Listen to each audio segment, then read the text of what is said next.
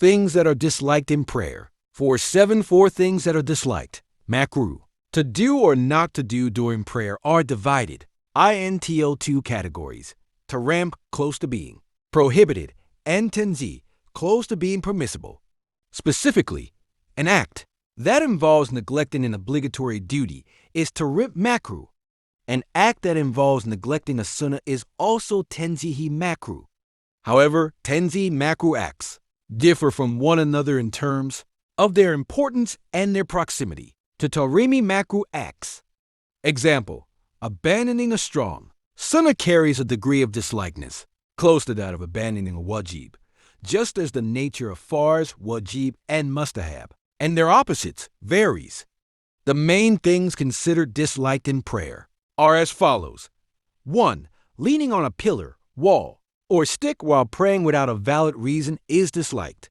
2. Leaning to the right or left during prayer is makruh, because such a movement is unnecessary and disruptive to peace of mind. 3. It is disliked to take a few steps during prayer without a valid reason, except when moving from one place to another. However, taking a few steps for a valid reason, such as killing a snake or a scorpion, is not disliked. However, if killing these creatures requires walking a short distance or striking them a few times, this invalidates the prayer. However, in this case, Islam permits invalidating the prayer. For it is permissible to invalidate the prayer to remove any harm. Prayer may be interrupted to save a person from death or to prevent the loss of property, even if its value is as little as a dirham. It does not matter whether the property belongs to the person praying or to someone else. 4. It is disliked, makruh, to catch, kill, or chase away a louse or flea during prayer. However, there is no dislikeness in someone who is bothered by the bite of an ant or a flea simply catching and removing them during prayer. 5. It is disliked, makruh, to inhale a pleasant scent, spit, or fan oneself with one's garment a couple of times during prayer. It is also disliked for a man to fold his arms up to his elbows before or during prayer. 6. During the standing, bowing, and prostration phases of prayer, it is disliked to fail to place the hands on the prescribed spots as per the Sunnah, unless there is a valid excuse, such as letting the hands hang at the sides while standing. 7.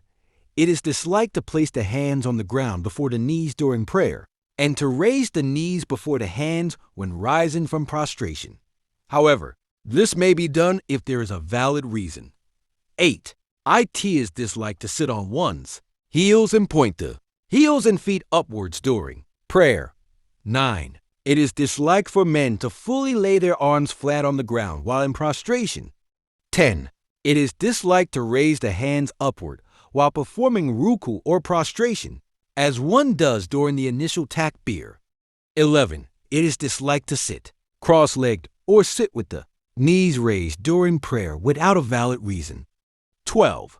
During ruku and sujud, as well as in the standing position qiyam, it is disliked to abandon stillness, moving without pausing, and to perform ruku and sujud too hastily. 13. Stretching, yawning, and covering one's mouth with one's hand during prayer is disliked. This is because stretching is a sign of inattention and laziness. Yawning is also a sign of laxity. If one can close the mouth while yawning, this is not disliked. If one is unable to do sulfur monoxide, one should cover the mouth with the back of the right hand during prayer and with the back of the left hand outside of prayer. 14. Coughing during prayer out of one's own desire without a valid reason is disliked. Suppressing a cough as much as possible is very commendable from the perspective of proper etiquette. 15. Blowing softly enough that the sound is inaudible during prayer is disliked. If, in this case of blowing, a sound consisting of at least 2 syllables is heard, the prayer is invalidated. 16. It is disliked to respond to the greeting given during prayer with a hand gesture or nod of the head. 17. It is disliked to place in the mouth, in an amount that does not hinder recitation, gold, silver, pearls, or similar non-melting objects. If these obstacle recitation, the prayer is invalidated. The same applies to items that melt in the mouth. 18. It is disliked to swallow a piece of food smaller than a chickpea being stuck between the teeth during prayer. If it is larger than a chickpea, it invalidates the prayer. 19. It is disliked to begin prayer when a meal that is not prohibited to eat is ready. It makes nitrogen monoxide difference whether the meal is appetizing or not. However, if one fears that the time for prayer will pass, then prayer should be performed first. 20. Closing one's eyes, raising one's eyes toward the sky, looking to the right or left, or turning one's neck to look to the right or left during prayer is disliked. There is no harm in closing one's eyes to avoid seeing something that should not be looked at, or out of deep respect while standing in the presence of Almighty Allah. 21. During prayer, it is disliked to interlock the fingers of both hands, crack one's knuckles, or squeeze them in a way that causes them to crack, and to place one's hands on one's chest. 22. Wiping away sweat or dirt that has touched the face before giving the salam during prayer is disliked. However, it may be wiped away to remove harm or to achieve a benefit, such as wiping away a drop of sweat that has entered the eye and is causing discomfort. 23. In the state of ruku, holding the head up or lowering it in a manner contrary to the sunnah, going into ruku or prostration before the imam, or raising one's head from ruku or prostration before him is disliked. However, if the follower, muqtadi, goes into ruku or sujud before the imam has done so and then raises his head, the prayer is invalidated. However, if the follower repeats this ruku or prostration with the imam or after him before the imam has given the salam, the prayer is not invalidated. 24. It is disliked to omit the tasbih, praise of God, or to recite less than 3 times while in ruku or prostration. 25. It is disliked to recite the prescribed takbirs and zikrs after the transitions from standing to ruku, from ruku to prostration, and from prostration to standing. For example, saying Allahu Akbar after going from standing to bowing, or saying Samia Allahu liman hamida after fully returning to standing from prostration. In this way, the proper place for these invocations is lost. 26. It is disliked to smooth out pebbles with one's hands while praying in an open field. However, if it is not possible to prostrate on them, it may be done. In this case, smoothing them out twice is permissible. 27. Praying in a place that belongs to someone else without the owner's permission is disliked. According to one opinion, if such a place belongs to a Muslim and is uncultivated, there is nitrogen monoxide dislike in praying there. 28. If a person is compelled to pray on a place belonging to another or on a public road, the following applies. If the private property is cultivated or belongs to a non-Muslim, it is better to pray on that path. It is known that an Oan Muslim would not approve of this prayer. 29. It is disliked too. Pray in places where there are things that disrupt peace of mind or distract the heart, such as in places where there is music and entertainment. Leaving shoes in the back of the mosque, which might be considered as being played with, is also considered makruh because it disturbs the peace. 30. It is disliked to pray facing a burning stove, hearth, or a fire-filled brazier. However, praying facing a candle, a lamp, or a light is not makruh. Similarly, praying facing a suspended copy of the Holy Quran or a sword is also not makruh, because nitrogen monoxide one has ever worshipped these objects. 31. It is disliked to pray facing a person's face without any obstacle between you. However, it is not disliked to pray facing a person's back. However, if one is likely to be distracted by this person's speech, it becomes disliked. 32. It is disliked makruh to pray in the presence of or near unclean things. These situations are contrary to the respect due to prayer. This also applies to praying in a cemetery, in the middle of the road, in a bathhouse, or in places where animals are slaughtered. However, if a specific area has been designated for prayer in a cemetery or a place, like a bathhouse, it is not disliked. 33. It is makruh to carry a child or carry an object that will distract one during prayer without a valid reason. 34. It is makruh to begin prayer when there is a need to use the restroom. In fact, if such a severe urgency arises during prayer and distracts the heart, one should stop the prayer if time permits, relieve oneself, then perform abdest and resume prayer. In this way, the prayer is performed perfectly with a peaceful heart. Otherwise, even if the prayer is valid, it is considered a sign. 35. It is disliked, makruh, for a small amount of impurity less than what would prevent prayer to be present on one's clothing, body, or the prayer area. 36. It is disliked, makruh, to pray in dirty clothes or in clothes worn for household chores. Because it is mandated to pray in clean clothes considered as ornament. However, if nitrogen monoxide other clothing is available, prayer may be performed in these. 37. It is disliked to pray by not putting on clothing without a valid reason and instead draping it over the shoulders. 38. During prayer, it is disliked to wrap oneself in something, like in a ram, without leaving a gap through which the hands can be extended. 39. It is disliked to pray wearing only a single garment, a single robe, without a valid reason. It is also disliked for men to pray in hot climates without a shirt, wearing only showers. 40. It is disliked for men to pray in silk clothing without a valid reason. See the section on makruh and istisn. 41. It is makruh to pull the garment upward with a slight movement while going into ruku or sujud to protect it from the ground or to prevent the knees from becoming visible. Ace is known. Excessive movement invalidates the prayer. Point 42. ITES. Dislike to pray in clothing that has been stolen. If nitrogen monoxide other clothing is available, the ruling remains the same because it is not permissible to benefit from another's property without the owner's permission. 43. It is disliked for men to gather and tie all their hair back so that it does not touch the ground while prostrating. 44. It is makruh for men to pray while having their long hair tied up on top of their heads or wrapped around their heads, as women do. If such an action is done intentionally during prayer, it constitutes excessive movement and invalidates the prayer. 45.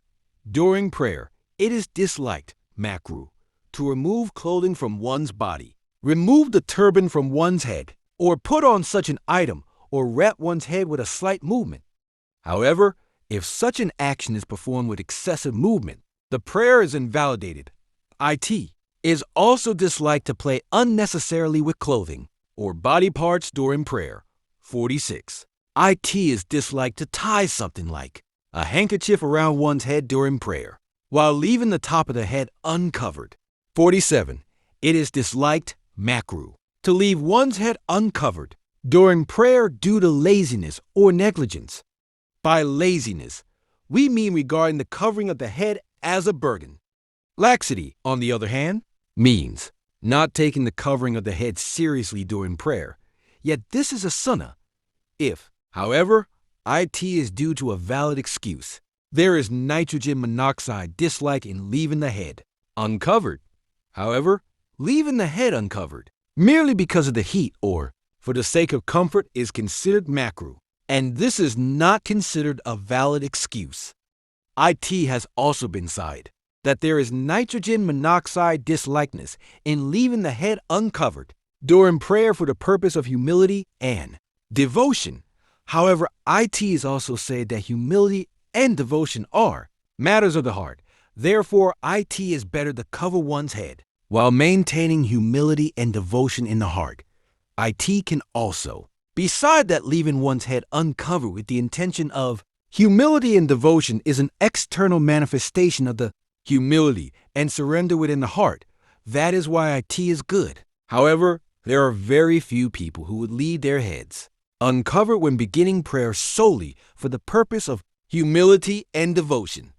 Let us also add that we have been commanded to perform our prayers as the Prophet, PBUH, did, for in a holy hadith, the Prophet said, "Pray as you see me praying."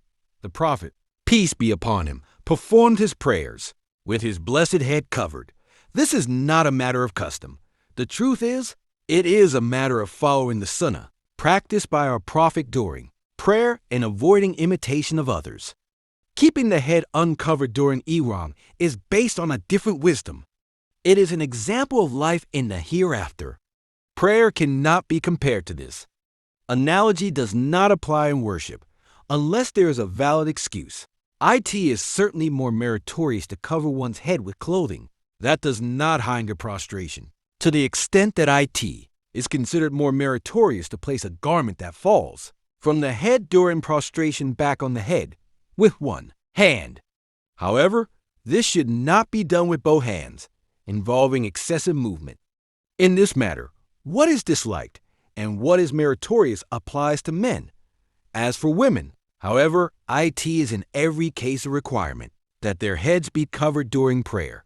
If their heads are uncovered, it invalidates their prayer. This topic has been detailed in many of our religious texts, particularly in the works titled Bar Iraq and Red Mutter 48a, bust-like living creature drawn or hung on the wall or ceiling directly in front of the person praying, or on the wall or ceiling to the right or left of them. It is disliked makruh for bust-like figures of living creatures to be drawn or hung on the wall or ceiling, aligned with the right or left sides. Their presence at the back is also generally considered disliked. However, the dislikeness of this is relatively less. The presence of a picture under the worshipper's feet or where they sit, or one so small that its features cannot be distinguished from a distance, or one with its head cut off, or its face completely erased or covered and obstructed, does not constitute a disliked action, karahat, in the context of prayer. Furthermore, images printed on coins found inside items such as wallets or purses, or shapes drawn as tattoos on a body part and covered by clothing, or images carved into a ring stone and left in an indistinct state do not. There is also no religious objection to images that do not depict living beings. Images of trees, buildings, the moon, and the sun fall under this category. This is because people have not worshipped these images.